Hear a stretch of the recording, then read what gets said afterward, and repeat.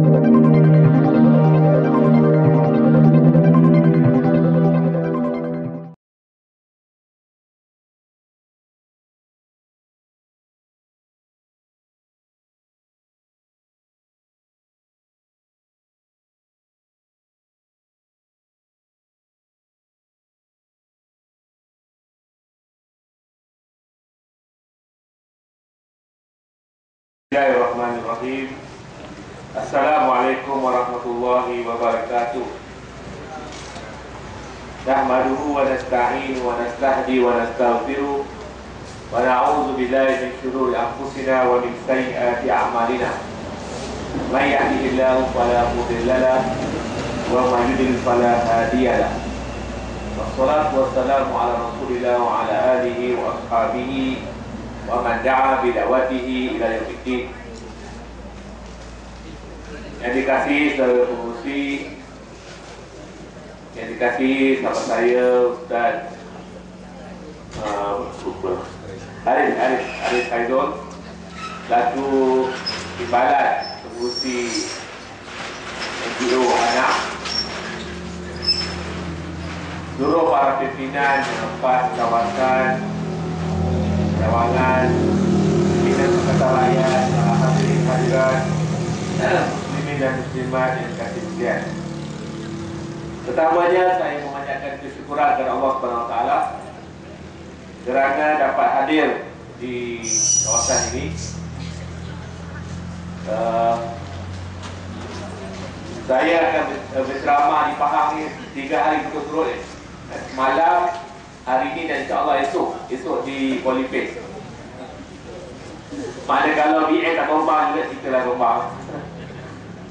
Saudara dan saudari yang dikasih sekalian, kita dah dengar tadi kupasan-kupasan maklumat-maklumat yang disampaikan oleh ceramah saudara Fadil Sa'ari tadi dan sebelum ini daripada BNB. Maklumat-maklumat yang mungkin setengah daripadanya kita tak dapat dalam media massa yang dikuasai oleh Barisan Nasional. Saudara dan saudari yang dikasih sekalian, kita antara tuntutan bersih yang masih lagi tak dapat ditunaikan, yang kita masih lagi belum puas hati, yaitu akses media yang adil. Sebab dalam mana-mana negara pun yang menyatakan dia percaya pada sistem demokrasi, prinsip asas demokrasi ini mestilah pihak-pihak yang bertanding dalam pilihan raya ini diberi ruang yang sama untuk menyampaikan maklumat. Alhamdulillah, kita bersyukur juga lah kerana dengan wujudnya apa yang dikatakan internet ini, saluran media alternatif ini, sekarang ini kita boleh katakan walaupun Barisan Nasional masih lagi menguasai media arus perdana ini, tapi boleh dikatakan rakyat Malaysia ini dalam seluruh dunia menunjukkan bahawa media alternatif ini lebih popular, lebih cepat dan lebih meyakinkan beritanya daripada laporan media massa yang dikuasai oleh kerajaan Amerika. Dan kalau kita lihat politik dunia ini, khususnya yang berlaku di Timur Tengah, menunjukkan suasana sekarang ini suasana rakyat ingin membuat perubahan. Negara-negara yang di mana mereka tekan demokrasi, saya akuilah memanglah demokrasi di Malaysia ini dibandingkan dengan Timur Tengah, dibandingkan dengan Hosni Mubarak, Gaddafi sebelum ini, memanglah kita boleh katakan Malaysia lebih baiklah.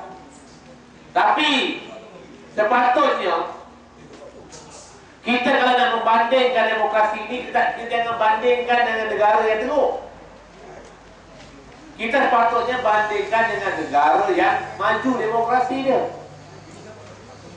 Anak kita pun, kalau kita nak supaya dia pandai, janganlah kita bandingkan dengan orang yang dapat nombor curut. Anak kita nombor 15 kita puji, bagus 15 daripada anak si mamak tu nombor 30. Janganlah dia gitu. Kalau begitu sampai bila anak tak maju? Anak seronok lah. Bapak kata nombor 15 okey. Kalau anak dia nombor 9 dia anak yang akan berhujah. 29 lebih baik daripada nombor 30. Sepatutnya kita bagi galakan. Tiru anak Abu tu dapat nombor 1. Macam itulah cara kita membandingkan satu perkara. Tapi UMNO ni dia suka. Dia kata kita dengan Zimbabwe lebih baik Malaysia lagi. Memang lah. Tapi kalau Zimbabwe ada UMNO tu lihat. Kalau sekiranya negara-negara ini negara-negara yang dibandingkan ini, memang negara ini kita akui lah negara yang bukan saja dia tak maju di demokrasi, dalam benda lain pun dia tak maju. Saudara dari kesesian, baru-baru ini Kerajaan Najib mengumumkan akan menghapuskan akta hasutan. Kita tengok macam mana awak kata Najib Tun Razak ni tak baik. Dia dah hapuskan, ISA dah hapuskan, akta hasutan dihapuskan, akta polis pun tak ada lagi. Memanglah kalau kita yang tak tahu maklumat, kita tak tahu undang-undang ni, kita pun seronok lah.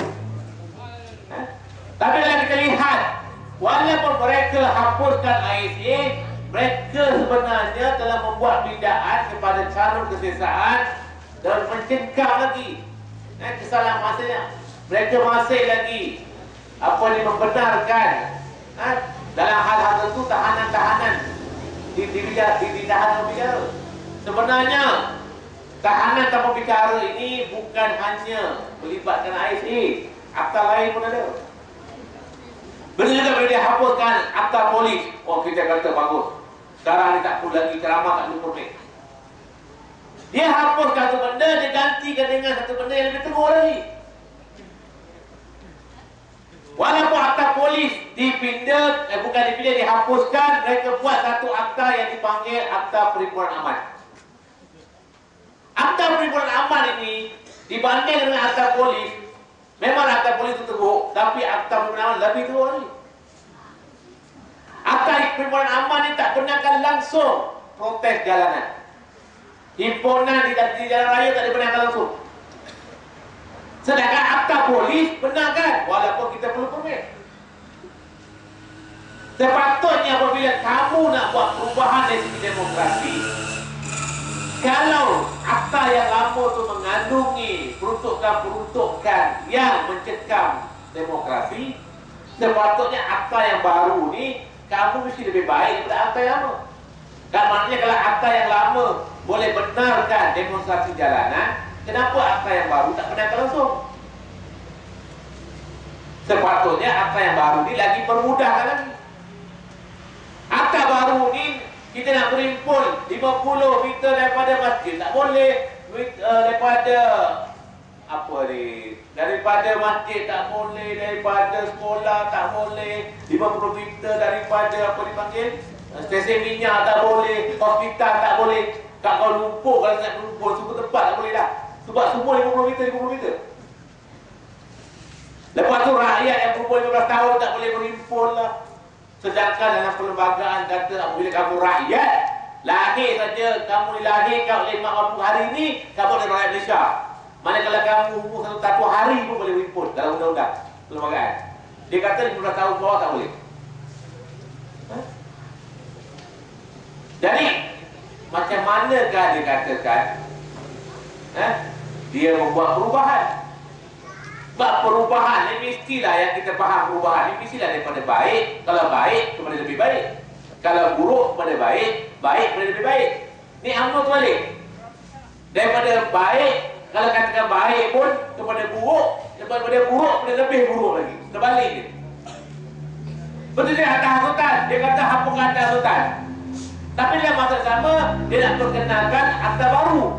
Akta yang dipanggil Akta Keharmonian Negara Nasional. Akta Akta Harmoni Kebangsaan. Apabila kita wujudkan akta baru, bermakna kita wujudkan kesalahan baru. Apabila wujudkan kesalahan baru, bermakna kita wujudkan kerja baru untuk polis. Polis ni sekarang ini telah diakui jenayah makin besar. Jenayah negara kita ni kata, yang terbaru saya baca tadi, bekas oleh negara, Musa Hasan mengatakan fakta yang mengatakan jenayah makin kurang ni tak betul. Dia kata saya sebagai ketua bekas negara, saya nak tegaskan jenayah dekat Malaysia ni makin naik. Dalam keadaan jenayah yang banyak-banyak ini, kenapa kita buat akta baru lagi? Apabila kita buat akta baru ni, bermakna akta yang nak mencekam rakyat yang nak berimpun dan sebagainya, rakyat yang melaksanakan hak asasi ini, bermakna kita cipta kesalahan baru, kita akan beri kerja baru pada polis, kita akan beri kerja baru pada hakim, maka kes akan makin bertambah, kerja polis akan makin bertambah, duit rakyat makin keluar banyak. Sebab satu kes seperti yang boleh dibicarakan, dia memakan duit yang banyak. Jadi polis terpaksa buat kerja yang tak sepatutnya dibuat. Sepatutnya bila kita hapus akta hasutan, terus hapuskan. Jangan nak ganti-ganti akta baru. Kita dah ada cukup sedia akta yang banyak dalam Malaysia ni. Kalau keseksaan sudah cukup untuk kita nak menterah jenayah negara kita. Kalau keseksaan ini dia ada lebih kurang 500 lebih peruntukan, tak cukup apa lagi? Nak buat lagi akta baru buat apa? Ini menunjukkan betul lah tuduhan orang luar. Dia kata Najib ni nampak dia buat perubahan, kononnya demokrat, tapi dia adalah demokrat palsu. Dia bukan demokrat betul. Demokrat yang betul, kalau kamu nak buat perubahan, kamu buat perubahan betul-betul. Jangan tipu rakyat. Ini hapus ke akta hutan, ganti akta baru. Hapus akta polis, ganti akta baru. Akta baru lebih teruk daripada akta yang kamu hapuskan. Saudara dan dikasih sekalian, kita tahu bahawa Malaysia sekarang dalam keadaan begitu lemah. Jadi mereka, kalau dahulu mereka boleh menang dengan pilihan raya yang kotor. Kita tahu sebelum ini banyak sangat penyelewengan dalam sistem pilihan raya negara kita. Tapi dulu yang bercakap tentang penyelewengan pilihan raya ini mungkin orang-orang yang terlibat dengan politik saja. Parti politik, ahli politik. Dulu PAS, mungkin DAP yang bercakap tentang isu penyelewengan pilihan raya. Orang lain tidak bercakap sebab mereka tak rasa keperluan ketika itu. Apabila parti politik yang bercakap tentang penyelewengan pilihan raya ini, orang mungkin boleh katakan, kamu cakap sebab kamu kalah, kamu cakap sebab kamu ada kepentingan. Tapi sekarang ini suasana politik, suasana negara kita berubahlah. Sekarang ni yang bercakap tentang penyelewengan sistem pilihan raya bukan lagi PAS, bukan lagi DAP, bukan lagi PKR, tapi NGO, orang-orang pandai, cerdik pandai. Mereka tubuhkan apa dipanggil bersih. Sudah tahu apa bersih ni? Bersih ni sekumpulan orang-orang pandai. Mereka ni orang-orang yang pandai, yang sanggup korbankan kesenangan mereka untuk memperjuangkan supaya negara kita ada pilihan raya yang adil dan bersih. Saya nak beritahu, salah seorang jawatan kuasa bersih ni, dia ni kerja sebagai apa? Profesor, sebagai pensyarah di Universiti Monash. Tahu Universiti Monash yang mana? Australia, universiti pertama di Australia. Dia sanggup, bukan berhenti kerja, dia sanggup balik ke Malaysia. Dalam keadaan dia senang di sana, relax di sana, dapat duit banyak, dia sanggup balik ke Malaysia bersama dengan bersih, tak dapat duit pun, mereka sanggup sampai ditangkap dan sebagainya. Salah seorang kawan saya peguam, dia sanggup tutup firma guaman untuk sepenuh masa dengan bersih. Kenapa? Kerana mereka merasakan dah sampai masanya mereka tak boleh berdiam diri melihat kemungkaran dalam pilihan raya. Tipu. Sebab mereka mahu Kalau sekiranya mana-mana kerajaan yang memerintah negara kita ini, biarlah mereka perintah atas mandat rakyat dengan mandat yang betul, bukan mandat dengan tipu. Artinya mungkin rakyat akan sokong kamu, tapi kamu masih menang bukan kerana rakyat sokong kamu. Kamu menang kerana penipuan, kerana data pemilih yang ragu, data pemilih yang palsu, kerana sistem kempen yang memihak pada kamu. Sebab tu mereka minta Amiga dah setiap peguam yang dah kaya dah. Dia buat apa nak dia rumah dah besar, kereta banyak, dia dah senang dah. Patut dia kat rumah dia. Tapi dia merasa tanggungjawab untuk bersama dengan rakyat Malaysia ini memperjuangkan biar rakyat adil. Tapi bahasa nasional ni tuan-tuan, dia tahu apabila rakyat yang mula bangun ini satu benda yang bahaya. Sebab dulu orang kata ni parti politik yang berjuang, sekarang ni NGO, orang-orang.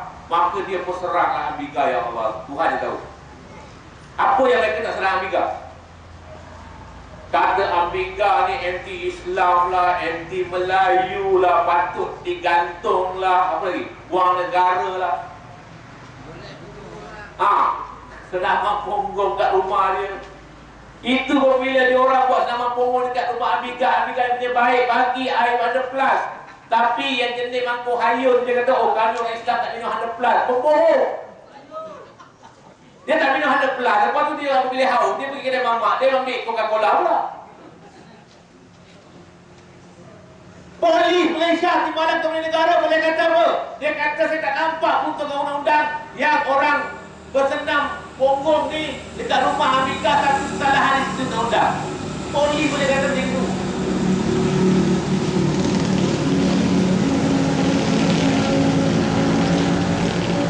Timbalan Kementerian Negara boleh kata saya tak nampak undang-undang yang mereka langgar.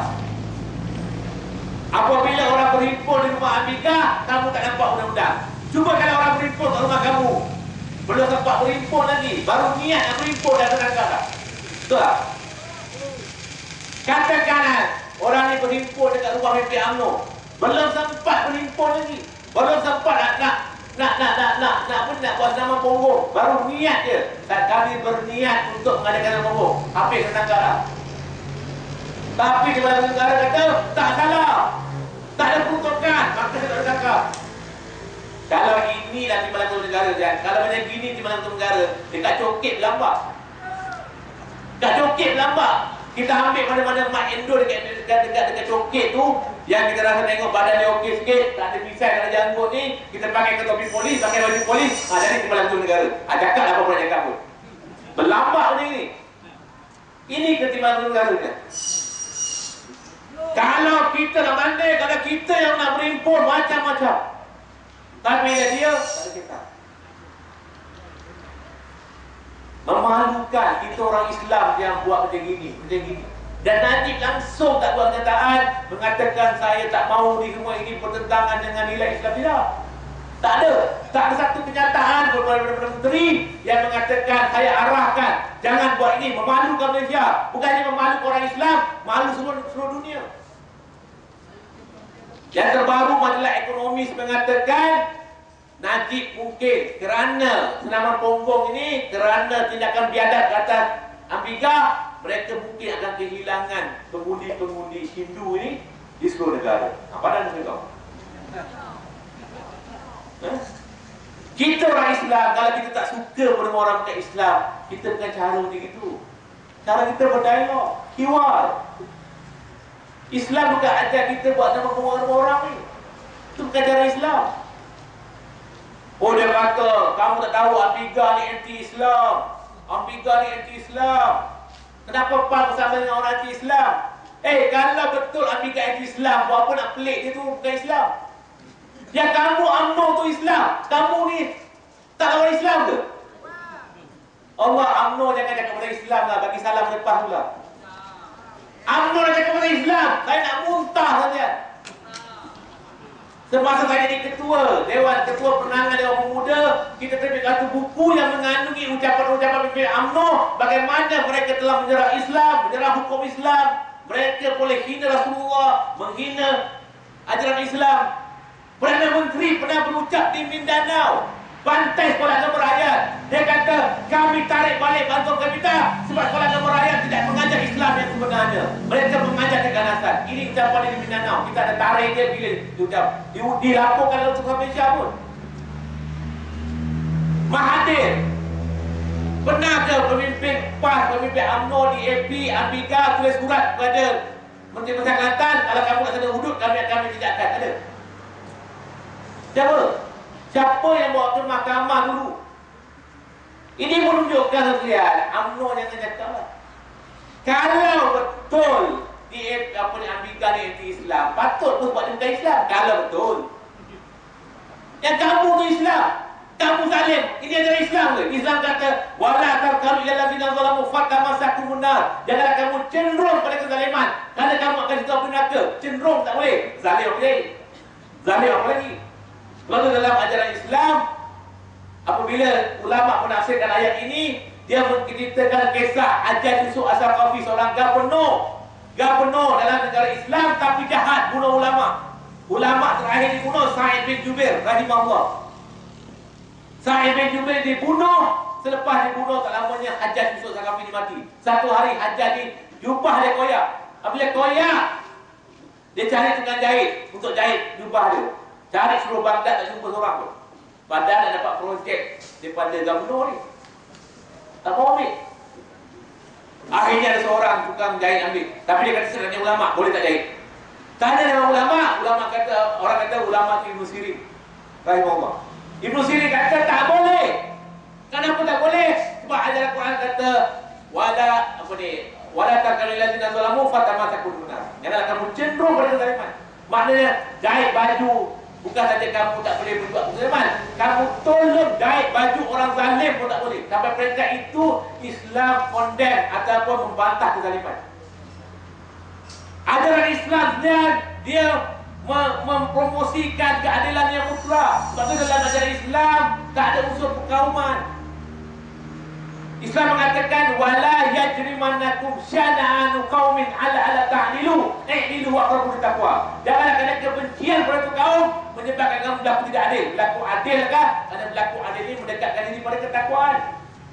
Menunjukkan Islam ini keadilan dia bersifat mutlak, absolut, sehingga kan kalau musuh dizalimi pun Islam akan membela musuh yang dizalimi itu. Dalam kisah yang masyhur, kalau saudara baca tafsir Al-Quran, tengok ayat surah An-Nisa ayat 105. Allah mengatakan, "Inna anzalna ilaikal kitaba bil haqq litahkuma bainan nas bima araqallah wa la takul khayyan khasima." Sesungguhnya Allah telah turunkan kitab untuk kamu berhukum dengan manusia dengan apa yang Allah tunjukkan. Janganlah kamu jadi pengkhianat, janganlah kamu menolong orang-orang yang khianat. Saudara baca mana-mana tafsir Quran, sama ada tafsir ulama sunnah ataupun ulama Syiah tadi. Tafsir Tabatabai, tafsir Al-Mizan, Al-Lama Tabatabai. Tafsir ni dengan UAE pun ada. Masa saya belajar dulu, UAE pun gunakan tafsir ini. Kisah mengisahkan bagaimana orang Yahudi dianiaya oleh orang Islam. Orang Islam nama dia Tu'ma Ibn Ubairik. Dia curi baju besi, curi baju lepas tu letak kat rumah orang Yahudi untuk nak aniaya orang Yahudi. Oleh kerana baju tu dekat rumah orang Yahudi, Rasulullah SAW hampir nak hukum kepada orang Yahudi. Kalau kita belajar perundangan Islam, dia kata al-hukmu bil zawahir wa Allah tawalla ala sarair. Apa faham ni? Dia kata apa? Berdak hukum ni berdasarkan zahir. Oleh kerana baju kamu dekat, baju besi ni dekat rumah kamu, pada zahirnya kamu dah curi. Kecuali ada dalil kata kamu dah curi. Turun ayat Quran membebaskan orang Yahudi. Menunjukkan sekian. Dan Allah kata wala takul khayyan khasima. Janganlah kamu jadi penolong pada orang yang khianat. Kalau orang Islam khianat sekalipun, walaupun Islam dia khianat, dia zalim kepada orang Islam sekalipun, kita bersama dengan orang Islam yang dizalimi. Sebab Rasulullah kata unsur ahaq zaliman atau mazluman. Orang yang dizalim kita tolong, orang yang dizalimi pun kita tolong. Orang yang zalim kita tolong dengan kita mencegah kezaliman dia. Ini adalah Islam. Kalau kamu benci sekalipun dengan Ambika, bukan cara kamu buat begitu. UMNO nak bercakap tentang Islam, nak kata Ambika anti-Islam. UMNO ni apa buang? Malah UMNO lebih tengok lagi. Islam kata tak boleh zalim, kamu zalim. Islam kata boleh tahan bicara, boleh tahan dan berbicara, kamu tahan dan berbicara. Islam kata kalau ada perjanjian kamu kena hormati perjanjian. UMNO ada perjanjian royalty pun dia langgar. Betul tak? Quran kata apa? Ya ayyuhallazina amanu aufu bil uqud. Ayat Al-Maidah surah pertama lagi ayat pertama. Wahai orang beriman, hendaklah kamu tunaikan janji. Innal ahda kana mas'ula. Setiap yang dijanji akan ditanya. Rasulullah kata al-muslimun ala syurutihim. Seorang Islam ini dia terikat dengan perjanjian, dengan syarat-syarat perjanjian, kecuali perjanjian yang menghalalkan benda yang haram ataupun mengharamkan benda yang halal. Betul tak boleh? Perjanjian royalty terang-terang, kamu kena bagi sekian-sekian banyak pada kerajaan negeri. Tiba-tiba kita menang, dia tarik royalty. Ini ajaran Islam. Ini dibuat oleh Amerika. Amerika ke yang batal perjanjian? Siapa? UMNO. Itu pun UMNO dekat Pulau Pinang dia cakap pasal judi. Ya Allah, nak mutah dia. Naina mereka jangan terima wang di AP nak bagi RM1,000 ni pada warga emas. Ni wang judi. UMNO cakap pasal wang judi. Ya Allah. Taubatlah kita Allah. Malulah UMNO ni. Tapi ni UMNO ni mana dia malu dia? Sebab tu dia UMNO. UMNO dia malu ke dia? Dia bercakap tentang judi ni, ya Allah. Kalau UMNO bercakap tentang jalan raya, kita boleh terima jugalah. Cakap pasal judi. Dia marah orang terima duit kerana judi. Yang dia tu muntah ke darah dengan judi. Betul tak? Pemimpin UMNO Pulau Pinang, bekas Setiausaha Kementerian Kewangan, Datuk Henry Yahya dalam parlimen tahun 1996 dilapor oleh Urusan Malaysia tadi. Orang bukan Islam, nama dia Senator Buru Gaya, tanya soalan, adakah kerajaan bersedia nak kurangkan cabutan nombor ekor? Dia kata tak boleh, kita boleh kurangkan, kita akan kehilangan bilion ringgit. Sedangkan Islam mengatakan apa? Innamal khamru wal maisiru wal ansabu wal azlamu rijsun min amal syaitan fajtanibu la'allakum tuflihun. Ini ajaran Islam. Judi ni hukum dia qat'i haram. Apa faham qat'i ini? Maknanya judi ni perkara yang kita tak boleh ijtihad. Dia katalah Islam perkara maklum binatin bidarurah. Perkara semua orang Islam wajib tahu hukumnya. Tak boleh kita ada khilaf. Kau tak belajar, walaupun ada satu pun kena tahu hukum dia. Dah ada 5 ke 40 tahun kena tahu hukum dia. Walaupun kamu mungkin tak tahu benda lain, perkara ni kamu tak boleh tak tahu. Ini ayat yang kata qat'i tak boleh. Tak boleh kita ubah. Ada lesen tak haram, tak lesen haram, tak boleh. Itu bukan cara dia. Judi ni haram dalam apa dia? Ada pertandingan bola, ada bola kita haram. Tapi UMNO dia boleh menghalalkan benda yang Allah haramkan. Tiba-tiba lepas tu dia nak bercakap tentang judi. Ya Allah. Ini UMNO kan? Dia punya kempen sampai mereka tu. Dia punya politik sampai mereka itu. Dulu dia yang maki pasal hukum hudud. Sekarang dia buat kata hukum hudud. Ini UMNO. Kita jadi jahat, jadi baik. Aku tak tahu lah UMNO itu. Kalau kita tengok filem pun, kalau jahat, dia jahat lah banyak masa. Ini tidak jahat. Dia jadi baik. Ada baik dah. Baik pun baik ada makna. Baguslah kalau dia kata hukum hudud. Memang itu pun kena orang Islam memang kena sokong hukum hudud. Tapi sebelum ni kamu yang kata hukum hudud dalam Quran lah, itulah, inilah. Sekarang ni dia pula kata tak kena hudud. Kalau orang kata orang gila dia marah pula. Tapi bagus kan dia kata itu. Sebab dia ini kita sedar kita ada masalah. Kalau dia kata apa kita suka sebab bagi kita hudud ni merentasi parti politik, merentasi kaum. Ini menunjukkan selama ni PAS, bila kita kata nak hukum hudud, bukan kerana politik, kerana kita betul dalam sana. Tapi UMNO tak bagi kita dalam sana. UMNO sosial, dia marah Amiga macam-macam, dia fitnah macam-macam. Saya cerita pasal Amiga ni sebab kadang-kadang dia berkempen, dia kata tengok PAS bersama dengan orang yang anti-Islam. Kita berhimpun bersih dan setia, berhimpunan yang aman. Kita nak berhimpun 2 jam je dekat Sidang Merdeka, dekat dataran Merdeka. Kalau bayangkan hari itu 2 jam dia bagi kita berhimpun, lepas tu orang balik, tak ada masalah. Ini tidak. Dia takut-takutkan. Dia kata apa? Dia kata kalau berhimpun nanti menyebabkan orang-orang berniaga dia rugi. Saya komplain. Dia kata kalau orang berimpun ramai datang kat Kuala Lumpur, orang berniaga kat Kuala Lumpur rugi. Ni ilmu ekonomi mana kita belajar kita tu? Mana dalam dunia ni orang berniaga tak suka orang ramai datang? Mana ada? Kecuali UMNO je. Kita buat puasa malam, pernah buat puasa malam kat hutan? Pernah ada? Kita buat puasa malam kata orang ramai betul tak? Kalau kita buat perimpunan, orang ramai datang daripada Cenoh datang, daripada Kerau datang, daripada Baling datang, Johor Bahru datang, ramai-ramai datang. Lepas 2 jam dia putih dulu, akhirnya penat, lepas tu dia mengganggu shopping tu lah. Dan tentu orang berniaga ni untung. Sebab apa? Orang datang ramai.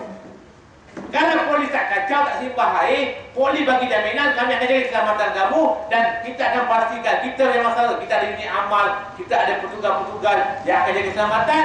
Orang berniaga tak ada masalah. Malahan saya percaya orang berniaga kata tolonglah demo hari-hari supaya kami ditutup. Dia bukan saja tak marah kita berdemo, dia kata tolong demo hari-hari lah. Betul tak? Sebab orang berniaga memang suka orang ramai.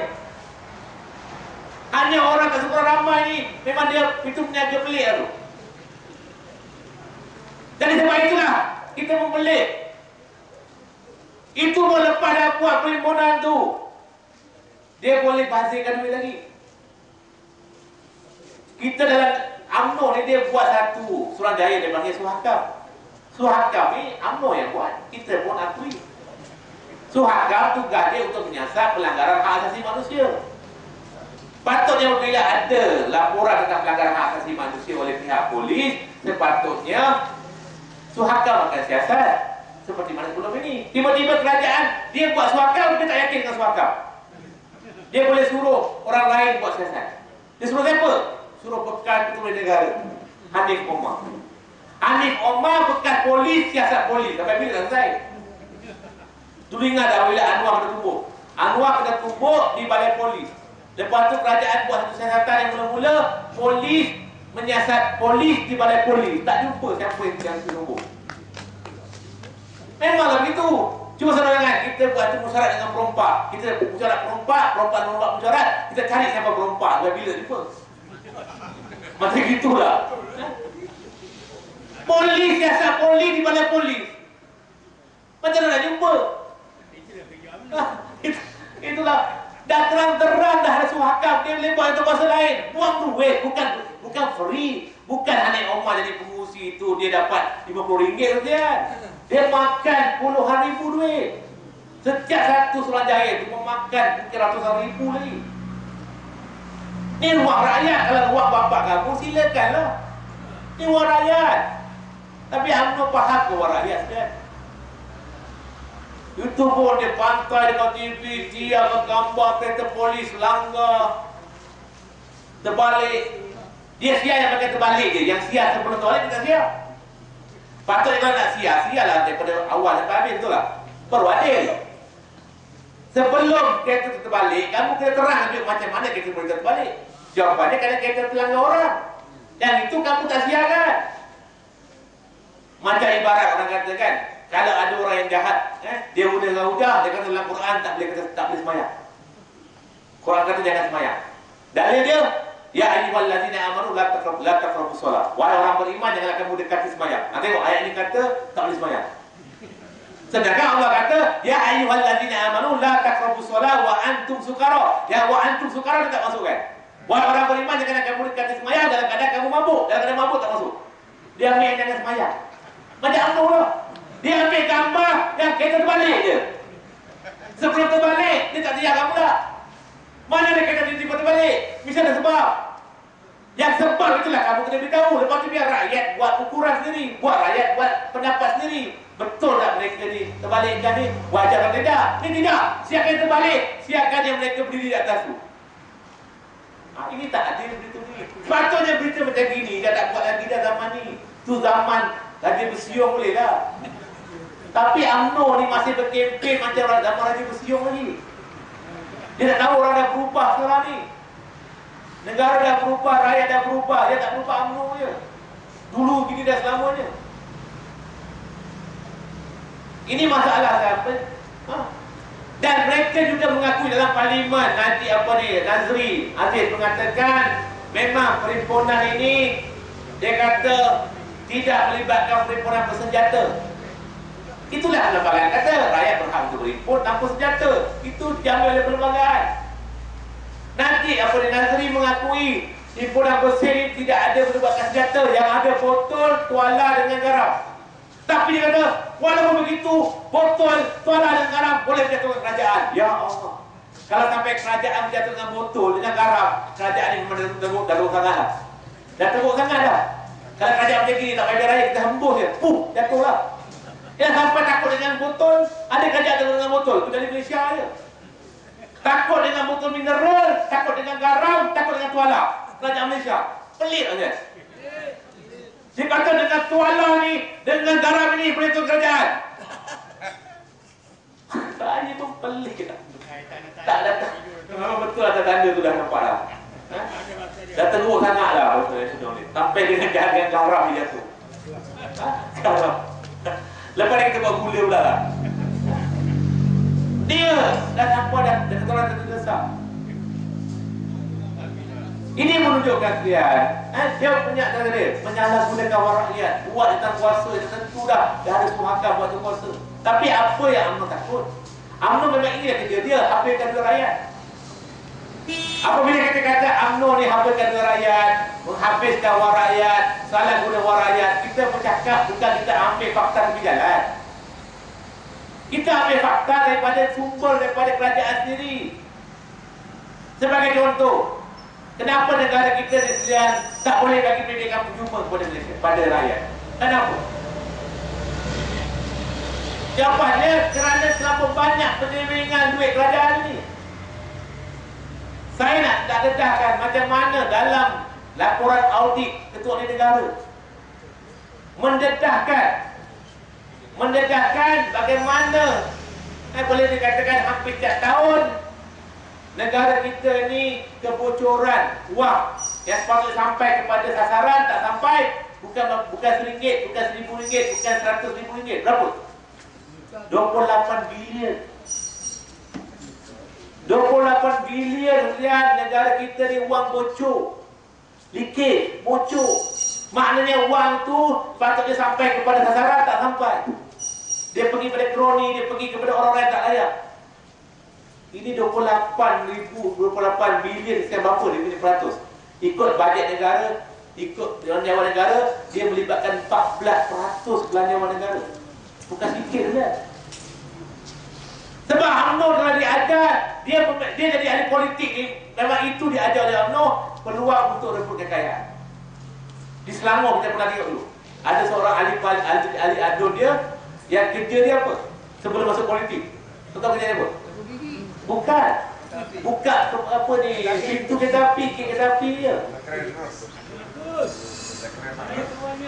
Tiba-tiba bila jadi ahli politik, pegang adun, tengok istana macam itu. Kenapa begitu? Sebab mereka melihat di atas macam itu. Mereka melihat, orang kata an-nasu ala dini mulukim, manusia ikut agama, ikut cara hidup pemimpin mereka. Sebab itu dalam Islam kalau pemimpin itu baik, insya-Allah, rakyat itu baik, insya-Allah rakyat dia akan terpengaruh dengan kebaikan itu. Zaman Sayyidina Umar radhiyallahu anhu, zaman Sayyidina Umar buat undang-undang. Buat undang-undang yang mengatakan siapa-siapa yang jual susu ni tak boleh campur air susu ni. Itu bohong. Man ghasya laysa minna.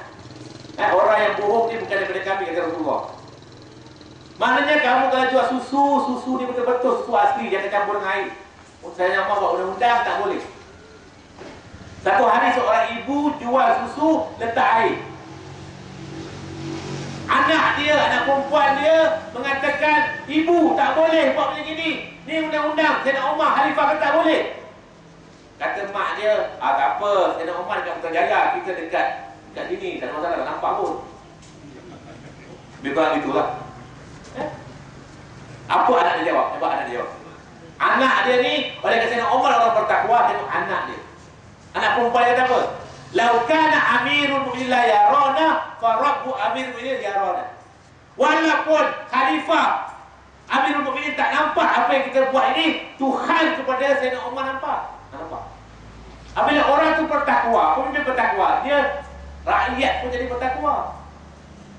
Ini kalau katakan kita kena tangkap, katakan kita curi lah enjin motosikal, polis tangkap. Dia kata, makcik, saya ni curi enjin motosikal, orang atas curi enjin kapal terbang. Kata mana? Saya cakap curi ayam, orang lain curi kapal selam. Betul tak? Dia akan guna macam itu. Macam mana kalau saya tadi, waduh, masa dia saya nak buat duit. Itu dia ajar, budaya itu dia subur dalam UMNO. Sebab mereka menggunakan peluang untuk dapat ni. Setiap projek, mestilah kontraktor kena bagi pada pemimpin kawasan. Jadi itu budaya. Sebab itu mereka tak boleh buat apa yang kita buat. Apabila berjanji, kita kata nak bagi pendidikan percuma. Dia kata tak boleh, nanti negara bankrupt. Kita kata memang bankrupt kalau kamu yang bagi.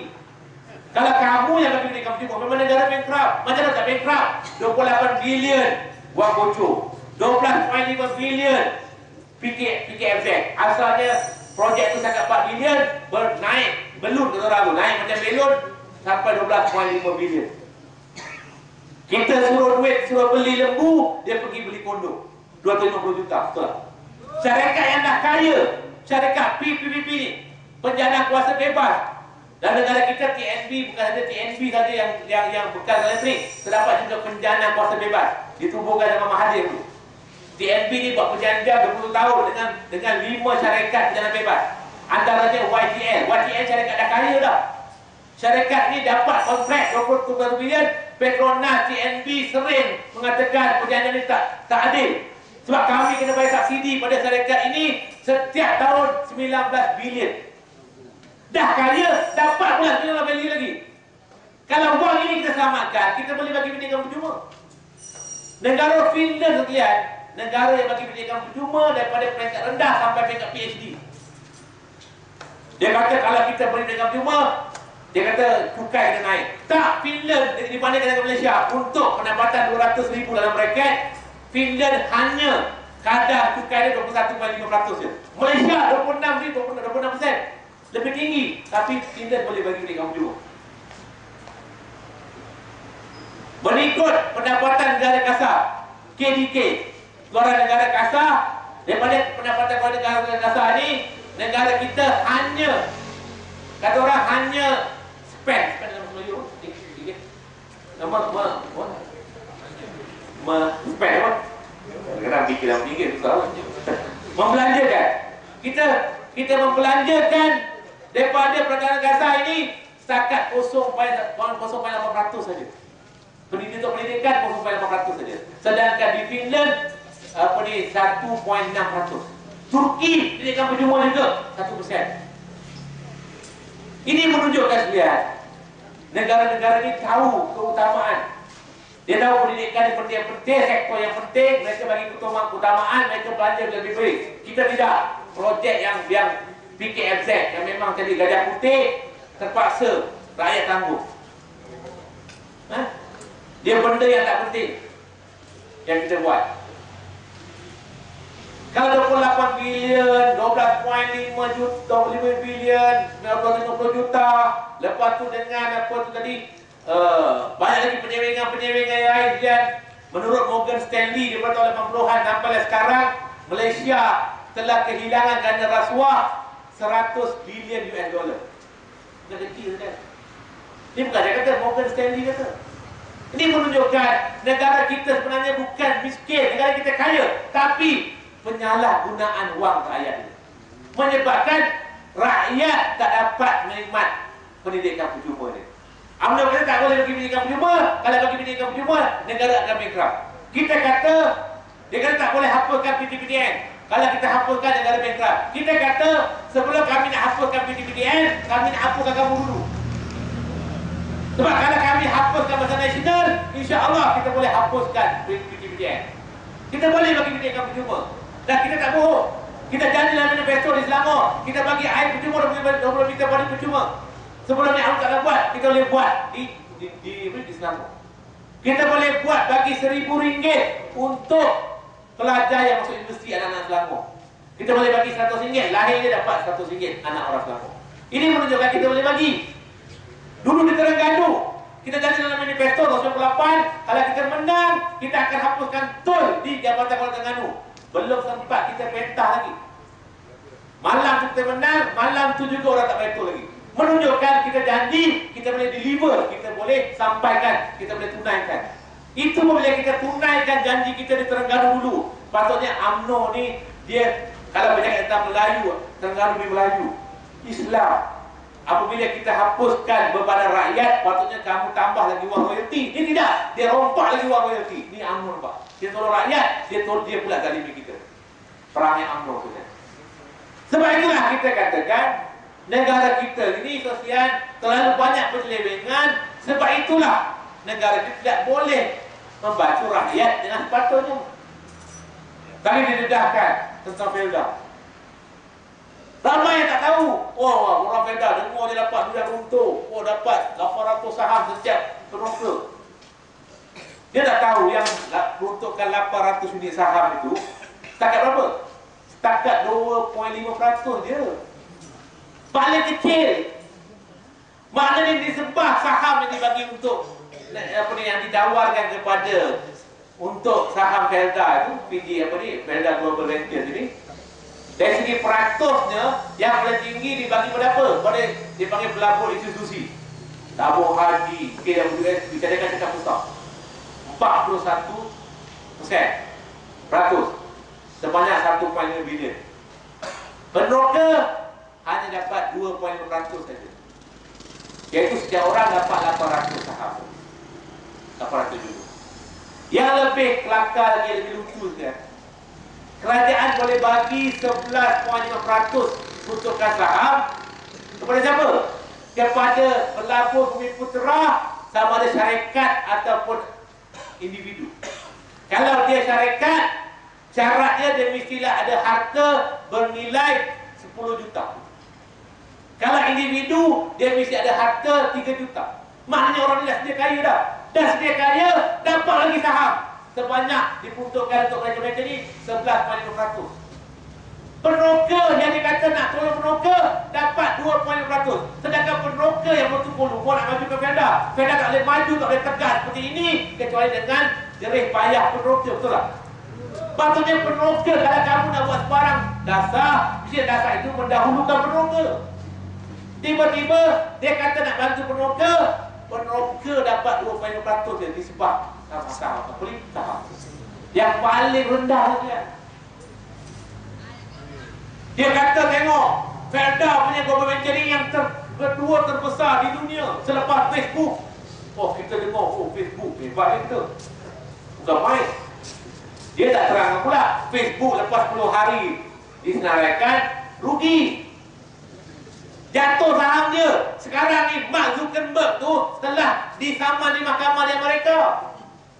Tapi kalau Mark Zuckerberg pemilik Facebook tu dia rugi, apa masalah? Tu wang, bukan wang rakyat, wang dia. Betul tak? Dia apa kisah? Masalahnya Felda Global Venture ni wang kita, wang rakyat. Dan dia tak terangkan. Menurut bursa saham ini, kita lihat daripada bulan Januari sampai bulan Mei ni, dalam suasana ekonomi mencabar ni, daripada laporan mengatakan daripada 5 syarikat yang disenaraikan, 3 rugi. Maknanya sekarang dengan ekor lagilah kita ni yang pelik dia. Saya bercakap ni bukan saya reka ni saya dapat maklumat ni daripada penulis ekonomi sendiri. Saudara baca akhbar DH. DH ini saya rasa orang Felda tak pernah baca. Minta maaf lah, bukan ni. DH ni memang akhbar bahasa Inggeris. Akhbar yang ekonomi. Antara penulis yang paling terkenal dia panggil Syamuga. Syamuga dipakai ekonomi. Dia kata apa? Dia kata pelik saja.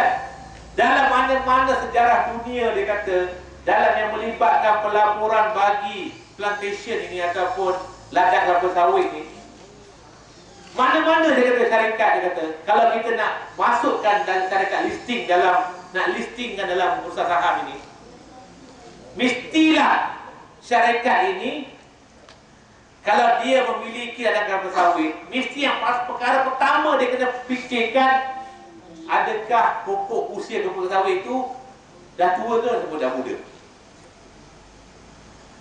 Dari segi kuantiti, dari segi kata orang ekar peda plantation, sebab yang dikatakan itu peda plantation bukan tanah broker, itu kita akui.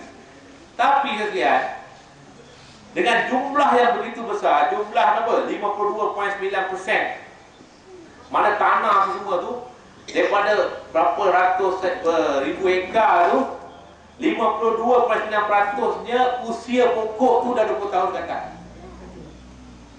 Apa maknanya? Maknanya dah tentulah dia mengurangkan jumlah minyak yang rendah.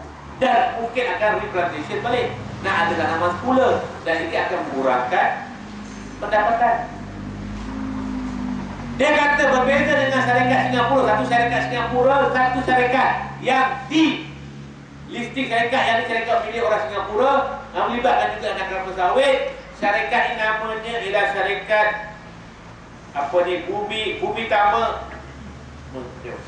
Bumi Tama Agri Limited. Mereka ni masuk juga dalam pasaran saham Singapura, tapi ladang mereka keluasan dia mungkin kecil daripada Felda Plantation, tapi usia pokok baru 5 tahun. Maknanya mereka ni pandang tinggi.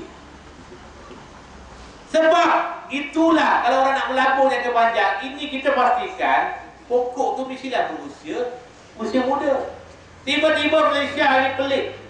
Dia kata pengarang ini pelik. Tak berlaku dalam dunia ni. Orang boleh masuk dalam pasaran saham, peladang kelapa sawit, tiba-tiba mereka tak ambil kira faktor usia pokok. Pelik dia kata. Tak berlaku dalam mana. Sebab apa? Kerana mereka tak fikir usia pokok ni. Sebab mereka dah kena cepat nak pilihan raya. Betul tak? Itu yang mereka nak. Memanglah masa mula-mula ada jaminan kerajaan daripada nanti. Memanglah orang berlaku. Memang itu yang biasa berlaku.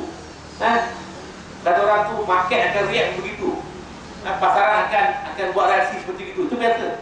Tapi kita kena faham minyak kelapa sawit ni dia harga yang boleh, kata orang tu boleh berubah. Dan di dalam zaman ni. Sebab itulah kita pelik kan. Macam mana dalam keadaan mereka boleh laburkan ini. Dan ini berlaku kesian kerana mereka telah berjaya diperbodohkan oleh mereka. Ini kerja. Tak pelik. Sebab Fir'aun pun kerja dia membodohkan rakyat. Dalam Quran Allah kata fastahaffa qaumahum fa'atahu. Kerana apa Fir'aun ni boleh berkuasa lama? Antaranya sebab Fir'aun ni fastahaffa qaumahu. Dia memperbodohkan rakyat dia, malahnya rakyat nak ikut pula. Kalau saudara baca Ibnu Katsir, dia kata fastahaffa qaumahu, maknanya istahaffa uqulahu. Maknanya dia memperbodohkan otak-otak mereka. Maknanya dia berkuasa, dia gunakan kekuasaan dia memperbodohkan rakyat, malahnya rakyat bersedia diperbodohkan. Itu masalahnya. Antaranya minta maaf penuh-penuh di Felda, mudah diperbodohkan. Sebab apa? Sebab janji dengan wang ringgit. Dapat 5,000, dapat 10,000, dapat 15,000, lupa segala yang penyewengan-penyewengan yang mereka buat. Padahal kita tak kata Felda ni, saya akui dan memang Felda ada kejayaan. Kita bukan kata lokek nak bagi pujian pada benda yang boleh dipuji. Tapi dalam masa sama kita nak kata bahawa kalau Felda ni betul-betul dikendalikan dengan lebih baik, dah tentulah mereka akan dapat lagi hasil lebih baik. Mana dalam dunia ni orang yang terlibat dengan penyewengan duit, tiba-tiba kita lantik sebagai pengurusi Felda. Mana ada? Kat Malaysia ada. Yang UMNO sini mengakui pemimpin ni kotor, dia gantung. Isu Samad, betul tak? Kenapa? Kerana rasuah politik. Kenapa kena 3 tahun? Sebab masa dia terlibat dalam rasuah wang tu, ketika tu dia masih Menteri Wilayah Persekutuan. Kawan saya yang terlibat dalam kuasa disiplin UMNO kata kami bagi 3 tahun sebab dia buat salah itu dalam pejabat menteri. Maknanya gunakan jawatan menteri untuk beli mengundi UMNO. Dan UMNO bagi 3 tahun. Tiba-tiba lepas itu lantik sebagai pengurusi. Dan sekarang ini mereka buat apa saja untuk membolehkan betul-betul Isa Samad ni ada kuasa kuat kepada Felda. Semua dia buat kan nak pastikan Isa terus dalam Felda.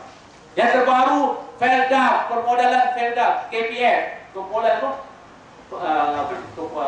KPF, Koperasi Permodalan Felda. Yang dah terang-terang Isa Samad tak layak jadi pengurusi. boleh kita tamat jadi pengurusi pada KPM. Sebab satu-satunya anak syarikat yang belum dilantik, yang belum bisa tamat berjaya kuasai KPM. Dan KPM ni 20 Mac. Sebab tu boleh bagi zakat sampai 18% dividen, betul tak? Alhamdulillah, peroker-peroker dan berapa orang buat dia tu masih lagi rawat. Baru-baru ni mereka lantik saya sebagai peguam nak cabar keputusan Suruhanjaya Koperasi. Pelik tuan-tuan, undang-undang mengatakan bahawa seorang ahli koperasi ini, naik ahli koperasi KPM, mestilah peneroka. Sama ada anak peneroka, isteri peneroka, ataupun kaki tangan Felda yang secara tetap. Tiba-tiba Isa Samad ni bukan peneroka, bukan anak peneroka, dan tentu bukan isteri peneroka. Bukan juga kaki tangan Felda yang tetap, dia kaki tangan kontrak 3 tahun pengurusi itu. Dia boleh jadi ahli koperasi KPM. Peneroka daripada jangka cabar dalam Suruhanjaya Koperasi. Tiba-tiba Suruhanjaya Koperasi ni boleh buat keputusan. Dia kata apa? Dia kata walaupun Isa Samad tak layak jadi ahli koperasi, tapi saya tak boleh buang nama dia daripada ahli koperasi. Pelik tak? Lepas tu saya tak nak buang, nak lantik pakai pengurusi pula. Sebab bayangkan, dia bukan, kalau katakan orang tu bukan ahli PAS, tiba-tiba nak lantik sebagai presiden PAS, masuk akal tu. Tapi UMNO boleh buat sampai macam tu. Saya pergi gambar di mahkamah. Saya kata, ya Arif, pusat ni pelik. Macam mana sudah? Ibaratnya, hakim kata, awak ni nikah tak sah, tapi saya minta maaf lah, awak boleh kahwin lagi. Awak boleh sama-sama lagi. Tapi, awak punya nikah tak sah, tapi awak boleh bersama, tak masalah. Dia kata pelik tadi. Dia kata tak boleh jadi ahli, tapi tak boleh buang nama dia. Ibarat begitulah, nikah tak sah, tapi kamu boleh bersama dengan isteri kamu. Ini pelik lah. Akhirnya hakim gantung. Satu hari lagi nak menjorok agung KPM. Petang tu saya 44 dapat keputusan, mahkamah gantung keahlian Isa Samad. Sebab satu-satunya koperasi, satu-satunya anak syarikat yang lain semua dia pegang lah. Semua anak syarikat, pengurusi semua dia pegang. Yang terakhir yang dia nak kuasai KPM, tapi tak dapat. Sebab ada lawan daripada beberapa orang peroker dan juga lawan. Kalau dapat perintah mahkamah hari itu, dah percaya mereka dah tentu dah dapat kuasai. Alhamdulillah, kita belum menang sepenuhnya, tapi di peringkat awal mahkamah telah bagi perintah gantung keahlian dia. Alhamdulillah, kita dah menang peringkat pertama. Sudah tahu, jadi pengurusi Felda, jadi pengurusi ni berapa dia dapat? Saya tanya dengan sahabat saya yang bekerja di Felda, dia kata Isa Samad senang-senang dia kata setiap bulan dapat RM100,000. So, betapa untungnya dia dapat. Jangan dapat RM100,000. Lepas tu dapat RM140,000 pula saham. Dia terlibat dalam membangunkan Felda. Saya kata pelapor Bumi Putra tadi yang dapat 11.5% itu, yang ada 3 juta wang ataupun ada 11-10 juta kalau dia syarikat, mereka terlibat untuk membangunkan Felda. Tak terlibat. Tapi polisi UMNO ni, orang yang dah tentu kaya ni, dah tentu memang dah kaya, dapat juga lagi kekayaan. Sebab itu sekalian, kita kata UMNO ni dah dapat peringkat masa dah. Kita dah sampai peringkat masanya tolak UMNO ni dah. Tak boleh lah. Jangan baca Pusat Malaysia lah, jangan baca lah. Pusat Malaysia ni mengarut je. Kalau sudah baca Pusat Malaysia, jadi macam anggota polis yang kat Raub tu, India. Pergi mahkamah. Saya sekalian, ya Allah, tak pernah lah, saya jadi peguam dalam masa 18 tahun. Pergi bicara Mak Sabu ni, saya pun pelik. Tak pernah saya terfikir ada pegawai polis India baca Pusat Malaysia. Sama kali. Pergi mahkamah, bagi keterangan. Oh, confident dia. Mak dia buat laporan polis. Mak Sabu ni didakwa memfitnah anggota polis. Okey, kepung. Jadi pendakwa panggil saksi yang pertama, iaitu pegawai polis dari India, daripada Raub. Umur 70 tahun. Last, jawatan dia constable. Saya tanya soalan, dia buat laporan polis dan laporan dia kata apa? Saya baca Pusat Malaysia, saya dapati Mak Sabu telah menghina Yang Tuan Agong, telah memasukkan fakta, telah menyokong komunis. Saya minta Mak Sabu dia akan dinaikkan undang-undang. Oh, laporan polis dia. Saya baca saya senyum je. Saya kata senang kau, habis lah kau.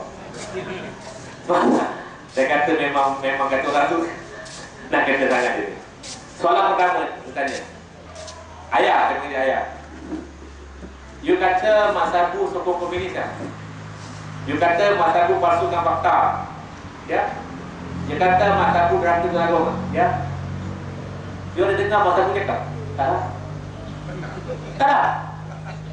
You, polis, you kata orang itu salah, you kata orang cakap ini macam, you tak dengar dia cakap. Boleh tak? Tak boleh. Tak boleh? Tak boleh.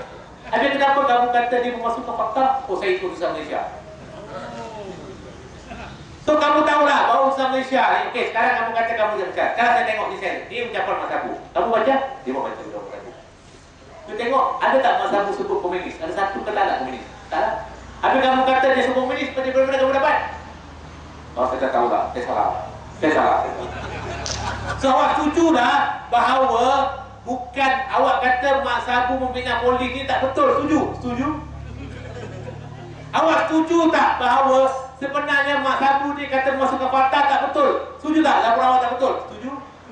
Awak setuju tak? Awak kata Mak Sabu belakang agama ni tak betul? Setuju tak? Setuju? Dan saya katakan bukan Mak Sabu bina polis, awak yang bina polis. Saya setuju. Tak pelik ke? Oh setuju? Saya pun pelik. Setuju? Tak, saya setuju. Saya salah, saya dah tua. Mak Sabu saya punya kawan terang, punya saudara. Saya minta maaf, minta maaf, minta maaf. So awak kata Mak Sabu ini derhaka Tuan Agong. Saya mau tanya lah. Awak tahu tak itu berlaku tahun 51 belum merdeka? Tahu? Awak tahu tak itu berlaku peristiwa itu Bukit Kepong? Awak tahu Bukit Kepong tak? Tak tahu. Bukit Kepong tak tahu? Tak tahu. Di mana Bukit Kepong? Tak tahu. Mungkin di Selangor. Itu Kepong bukan Bukit Kepong. Oh ya kah? Itu macam kah? Baiklah. Tahun 51 awak setuju Malaysia pun tidak ada. Setuju? Setuju? Awak tahu tak 51 Agong pun tak ada. Setuju? Setuju? Macam mana Mak Sabu mau hina Tuan Agong? Agong pun tak ada. Agong belum ada macam mau hina benda tak ada. Saya pun tahu, saya sudah pening lah. Banyak soalan lagi kan bukan? Banyak lagi, saya sudah pening lah. Bentar rehat sekejap. Saya panjang lagi. Saya kata.